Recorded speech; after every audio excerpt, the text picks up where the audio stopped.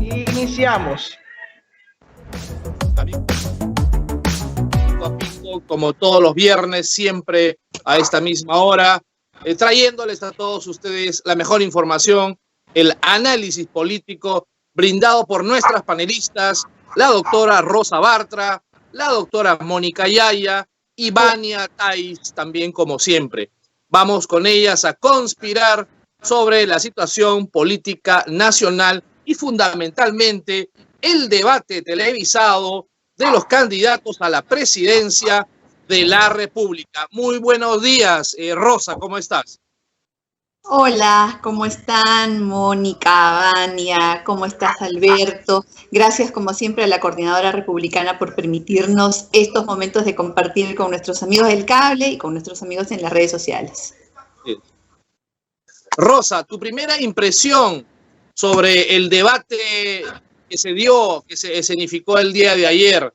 Rafael López Aliaga, bastante vapuleado por redes sociales, una intervención que ha dejado algunas dudas en el tema estrictamente político-electoral, la aparición de Rafael Santos, no digamos como una estrella fulgurante, sino más bien como una especie de escudero que quiso respaldarlo a López Aliaga en sus intervenciones y creemos lo más importante del debate, el famoso Club de los Lagartos. Bueno, sí, frases, ¿no? Palabras que entran a la historia y se convierten pues ya en parte de las peruanidades, en parte de lo que nosotros empezamos a asimilar. Tú hablas ahora de los lagartos y sabes a quiénes te estás refiriendo. Hay lagartos morados, lagartos rojos, lagartos... Y ahora todos estos agrupados en el sustantivo colectivo de Club de los Lagartos, pues creo que Rafael Santos se anotó una, pero bastante buena. Y habrá que ir en el tiempo identificando a los demás miembros de este club, los que tienen membresía VIP y los que ya van más abajo, ¿no? Hasta llegar a las lagartijitas. Creo que del debate ha sido algo, digamos que ha marcado de esas frases que quedan para la historia. Definitivamente Rafael Santos, que no tenía absolutamente nada que perder, todo lo que él podía hacer en este debate, sobre todo atacando a los emblemáticos del club, lo ha hecho ganar muchísimo. Creo que no necesariamente defendiendo a López Aliaga, yo creo que él jugó su partido aparte. Y al explicar de por qué no tocó a López Aliaga, él dijo que era porque no había sido funcionario público, no había ejercido un cargo como si... de alguna forma los del club, todos, ¿no? Salaverry y los otros dos connotados, miembros del club. Ahora, ¿qué tanto influye el debate en la decisión de los electores? Creo que tendríamos que mirar la encuesta que se ha publicado hoy, que es la penúltima, entiendo que el domingo publica ya una encuestadora nacional, la última que es publicable, y luego entramos a un periodo de silencio. Y entramos, Alberto, a un periodo de silencio en medio de una incertidumbre tremenda. Además del desprestigio que tienen las encuestadoras, se suma esta última encuesta que tenemos en la que el empate técnico, si tú aplicas el porcentaje que hay para poder subir o bajar al candidato, el porcentaje de error, cualquiera podría estar en el segundo y a cualquiera lo puedes bajar al cuarto, ¿no? Entonces es realmente una final de encuestadoras que hay que mirar con profunda atención. Claro que sí, Rosa, muchas gracias. Mónica, en los debates, históricamente hablando, siempre ha sido muy importante las cualidades retóricas, el buen hablar, la expresión gestual corporal. El día de ayer hemos visto, lamentablemente, porque había mucha expectativa ciudadana, que los candidatos pues no manejan fielmente estos estilos. más bien se consideran opacos, poco brillantes y la verdad muy reiterativos en algunas propuestas sin sustento y sin ningún fundamento. Tu opinión, Mónica, respecto al debate de ayer. Gracias, Alberto. Buenos días a todos. Creo que el debate de ayer ha sido una demostración de enfrentamiento en realidad entre quienes todavía pueden decir que tienen autoridad moral para luchar contra la corrupción y quienes ya no la tienen. Y precisamente quienes no tienen autoridad moral para luchar contra la corrupción son quienes mejor se han expresado retóricamente hablando. Y esto quiere decir que hablan mucho, pero en realidad dicen muy poco. Tengamos en cuenta también que si bien yo como aprista estoy acostumbrada a escuchar a un Alan García, a un Aya de la Torre, a leer a un Luis Alberto Sánchez, a escuchar los diálogos, los debates en el Congreso de la República, debo también tener la capacidad de entender que nuestra ciudadanía a veces se identifica no necesariamente con quien habla mejor, sino con quien llega a los corazones, ni siquiera con quien llega a la razón, sino con quien llega a los corazones, y es por eso que ayer ha sido la noche de Ciro Gálvez, ¿no? Y también ha sido la noche del señor Rafael Santos, porque el señor Rafael Santos, si nos damos cuenta, sus intervenciones en el debate de ayer han sido prácticamente sobre un solo tema: la corrupción, la corrupción, la corrupción, y los tres lagartos, Lescano, el señor Guzmán y el señor Salaverry, y no ha tenido, pues, digamos, la gama de propuestas que han tenido en otros debates Keiko Fujimori y el mismo López Aliaga, porque yo lo escuché a López Aliaga con atención. Por más que leía un papel, escuchaba que tenía una serie de propuestas.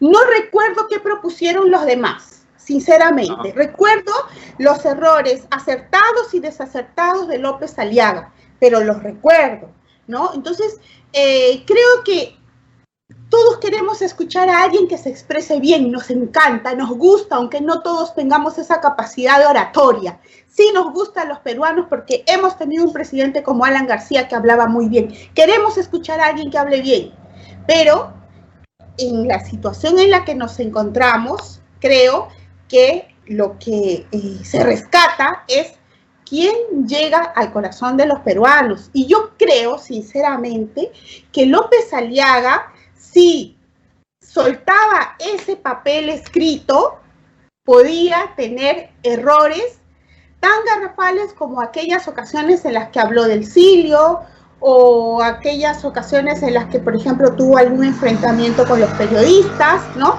Porque si nos damos cuenta, los errores de López Aliaga no han sido por ataques de los oponentes, sino por palabras que él mismo ha dicho. Seguramente de modo consciente o inconsciente, esas muletillas que él tiene hacen daño a su imagen, y por eso yo creo que lo mejor que pudo hacer ayer López Aliaga ha sido sujetarse a ese documento que él tenía escrito.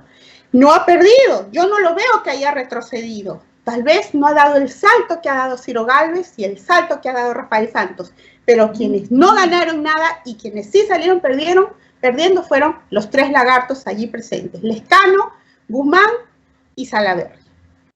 Gracias. Sí, claro que sí. Gracias, Mónica. Vania, en el momento actual, en la coyuntura actual, vemos que no hay ni siquiera un solo candidato favorito para pasar a la segunda vuelta. Los porcentajes y el margen de error son tan escasos que en realidad no hay nadie que pueda asegurar o garantizar que pase a una segunda vuelta electoral, desde el primero hasta el quinto puesto. ¿Tienes alguna, digamos, opinión referente a alguna posibilidad política de ingreso a segunda vuelta? Segundatum. Ajá. Segundatum. Porque mira, Sí, opinión personal. puede decir Samba Canuta. Ipsos puede decir Samba Canuta. Yo lo único que me acuerdo, porque si hay algo que me dicen es que yo tengo una memoria que friega a todo el mundo, porque yo me acuerdo de todo, ¿ya? Entonces, ¿Alguien se acuerda de quién vio venir al FREPAP? Nadie vio venir al FREPAP. Solamente creo CIT, esa que todo el mundo basurea, ya. Ellos vieron venir al FREPAP. Entonces, yo espero que saquen una encuesta antes de que empiece el gran silencio que acaba de decir Rosa, porque normalmente ellos son los que más se acercan a la realidad, sobre todo faltando una sola semana para las elecciones. Ahora, hay que tener en cuenta que estos debates han estado bastante lejanos del día de las elecciones. Viene Semana Santa, yo no sé. Ahora, yo concuerdo con Mónica. El que ha ganado más ha sido el señor Ciro Gálvez. Y de hecho creo que ha puesto sobre la mesa dos temas súper importantes que he resaltado en mis redes sociales y lo voy a repetir porque creo que sí es importante. Primero, la importancia de que sepamos quechua. O sea, a veces me dicen, no, pero no es necesario, que es una lengua muy muerta, que acá, que allá.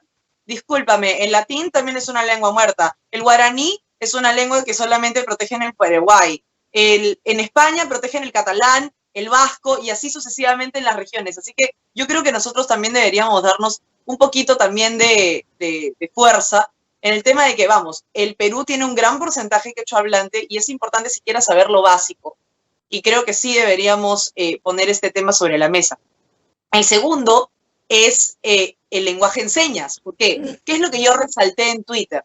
Que cuando Ciro Gálvez empezó a hablar en quechua, muchas veces los intérpretes del lenguaje de señas se callaban.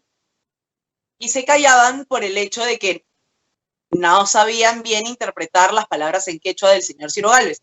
Y eso es importante. Eso es mucho más inclusión que decir, como el señor Julio Guzmán, las enfermeras y los enfermeros, las doctoras y las doctores, y los elefantes y las elefantas, y las vacunas y los vacunos. No es necesario, eso no es inclusión. Inclusión es hacer que la gente del lenguaje de señas y los intérpretes sepan hacer traducciones de lenguas originarias. Es muy importante porque así cerramos brechas entre peruanos. Lo segundo que me llamó la atención del señor Ciro Gálvez es que puso sobre la mesa la tenencia de armas por civiles, lo cual equivaldría a un second amendment. A diferencia de Mónica, yo sí presté atención a algunas propuestas que dieron los otros. Y algo me llamó la atención, no me llamó la atención, me molestó ver que muchos de ellos cuentan al 100% con dinero del Estado. Vamos, de los que más bonito hablaron, estamos Guzmán, que habló lindo, se nota que ha practicado un montón toda su vida para este debate. Sí. Y si tú escuchas sus propuestas, es preocupante, es peligroso. Miles de puestos de trabajo, teletrabajo, seguimiento, hacer una serie de cosas para dar bonos, dar incentivos, pagar el programa tal, todo con plata del Estado. No menciona apoyo del privado en ningún momento y eso me parece muy peligroso. Y no fue el único, el señor Lescano también. Y lo más gracioso del señor Lescano es que me parece que el hombre ha dicho que sí, que quiere importar las vacunas, ¿no? Importar la fórmula, ¿no? La patente para fabricarlas acá. Y para que acá se haga en Perú, porque hay capacidad. Claro, tienes tanta fe en la capacidad del peruano que no hablas del doctor Manolo Fernández. Eso me parece una contradicción. Respecto al señor López Aliaga, yo creo que en verdad le jugó en contra estar enfermo. Pero también creo que el impacto de este debate no se va a ver tan reflejado y si cae, va a caber algunos puntos de aquella derecha voluble, ¿no? Que quizás va a girar a un Hernando de Soto que tampoco ha tenido mayor resalto, ¿no? en los debates, o a una Keiko Fujimori que sí tuvo un muy buen desempeño en la primera fecha del debate. Más que eso, honestamente, no sé, yo no me aventuraría a dar un resultado porque realmente no le creo a las encuestas, y menos a las grandes. Así que voy a esperar todavía a ver qué dice el pueblo, si es que no hay fraude. Claro que sí.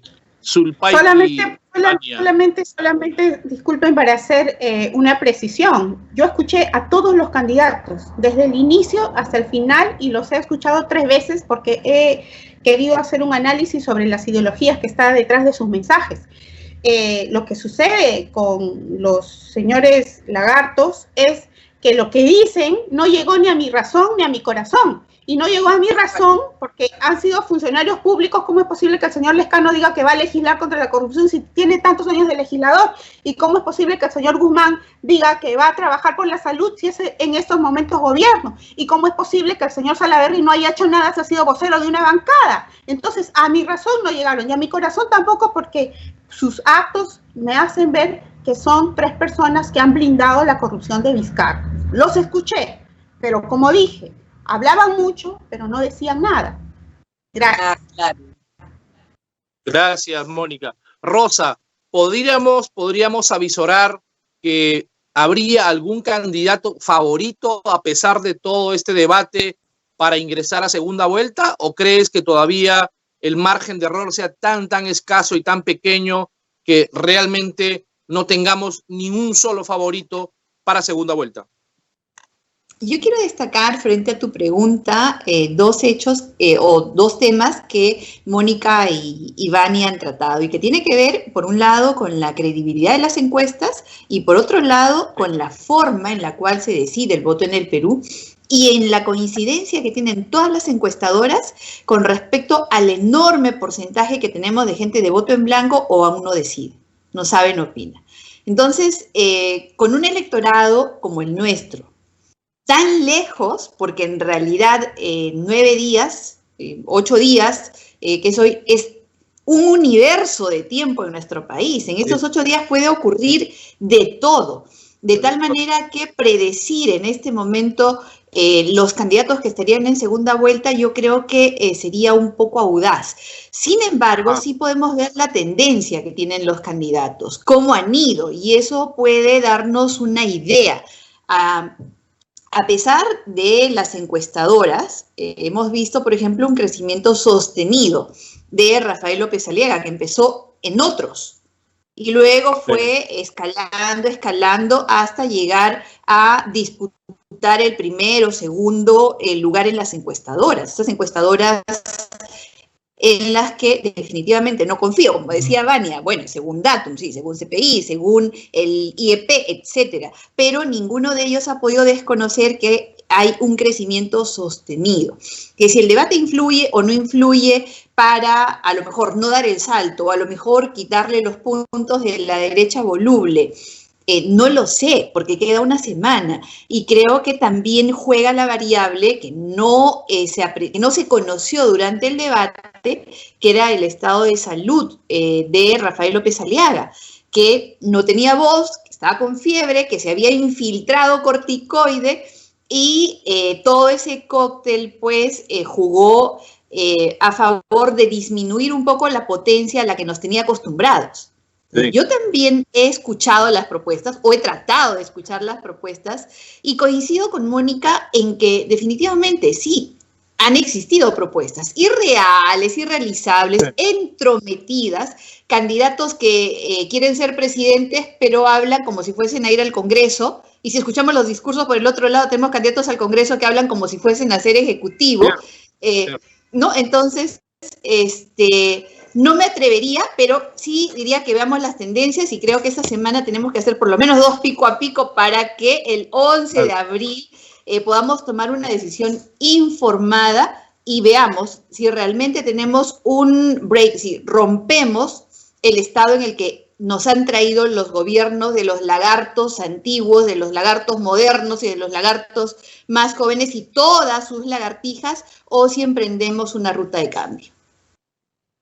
Mónica, descartando al Club de los Lagartos, que se ha comentado que han tenido una buena oratoria y una buena participación, y a pesar de ello no levantan, ¿podríamos afirmar que Alberto Bengolea o Rafael Santos o Ciro Gálvez en estos últimos 10 días pueden dar un salto en el crecimiento que sea exponencial, como que podría darles a ellos el impulso necesario para entrar a una segunda vuelta electoral? Bueno, en el Perú puede suceder cualquier cosa, pero tal como está la situación, creo que de todos modos la figura del señor López Aliaga sigue siendo preponderante. Yo no sé en realidad con quién puede estar peleando el pase a la segunda vuelta, si con Lescano o con Verónica Mendoza, porque las encuestas no son nada creíbles, ¿no? Sin embargo, yo quisiera resaltar algo. Luego que habláramos del mensaje comunicacional, ¿no? En donde puede haber aciertos y puede haber errores, creo que es importante que también nos ejercitemos nosotros en algo que los candidatos no han hecho y de lo que ya hemos venido hablando desde la semana pasada, que los candidatos no se atreven a decir cuál es la verdadera ideología que ellos enarbolan, ¿no? Lescano no dice que es comunista, porque es comunista, ¿no? La señora Verónica Mendoza tampoco dice que es comunista, pero es comunista. Y habla de inversión. Y habla de inversión, pero es entonces momento que los ciudadanos, los electores, prestemos atención a lo que está detrás de cada propuesta. Ejemplo, la señora Verónica Mendoza prácticamente dice que va a nacionalizar las plantas de oxígeno. ¿Qué significa eso? Que así como no tenemos vacunas en estos momentos, ni ricos ni pobres, tampoco va a llegar el momento en el que tampoco vamos a tener oxígeno. Y eso es muy peligroso. Eso es lo que los ciudadanos deben identificar, ¿no? Para saber cómo ese mensaje tiene trascendencia en la vida de cada uno de nosotros. Ya ni siquiera podemos pensar en el futuro, sino tenemos que pensar en el presente, en nosotros. Ya ni siquiera en lo que va a suceder con nuestros hijos, sino en lo que va a suceder con nosotros. Entonces, ese tipo de mensajes tiene que ser identificado. Tenemos que ejercitarnos y ayudar a los peruanos a ejercitarse en la identificación de estos mensajes. ¿Qué es lo que dice, por ejemplo, el señor Acuña? Ya, pasando a otros candidatos. ¿Qué es lo que dice el señor Acuña? No se identifica en nada. Él dice cosas con las que nunca nadie va a estar en desacuerdo. Vamos a traer vacunas, vamos a tener más oxígeno, vamos a pagar, vamos a hacer que los profesores se capaciten, ¿no? Vamos a dar tablets a los escolares, es decir, no hay nada. Y este tipo de situaciones también son peligrosas, porque aquel que no tiene una ideología quiere decir que es alquilable a cualquiera de las ideologías que pueden estar en pugna. Eso es muy peligroso. Es como cuando muchos hace un tiempo decían, yo no soy político, yo simplemente soy un técnico. ¡Qué miedo cuando alguien dice eso! Porque quiere decir que es alguien alquilable y que se vende por cualquier cosa. Entonces, me interesa mucho que como peruanos y como electores identifiquemos las ideologías, más allá del mensaje comunicacional, más allá de la forma en que se comunicaron. Por ejemplo, alguien que yo creo que tampoco tiene muy buena comunicación es Keiko Fujimori. Sin embargo, ha tenido buenas propuestas. ¿Y saben qué? Hablando de propuestas, alguien que me sorprendió y del que nadie habla, a pesar de sus vacíos constitucionales, es el señor Andrés Alcántara, porque dijo algo muy, pero muy cierto, y respecto de los cuales ninguno de los demás candidatos se ha pronunciado, los famosos contratos de gobierno a gobierno, para que Francia, Inglaterra vengan aquí al Perú a decirnos a nosotros a qué empresa se debe contratar para que ejecute las obras. De acuerdo a lo que me informan, en el Colegio de Ingenieros del Perú, los famosos panamericanos han tenido como principales contratistas a empresas chilenas. Oigan, yo no tengo nada contra las empresas chilenas, yo tengo amigos chilenos, compañeros de estudio chilenos, pero no puede ser que en nuestra propia patria los contratos para ejecutar los Juegos Panamericanos hayan estado en manos de ejecutoras chilenas y en último lugar han estado los constructores peruanos que han sido subcontratados y a veces muy mal pagados. Los famosos contratos de gobierno a gobierno son una farsa y el único que lo mencionó fue el señor Andrés Alcántara, del que estoy segura nadie se acuerda, y es porque tenemos que prestar mucho más atención a los mensajes, a las propuestas. Gracias. Alberto, Gracias. Yo quiero meter mi pico un momentito en el punto que acaba de tocar Mónica, porque de verdad nadie habla de eso.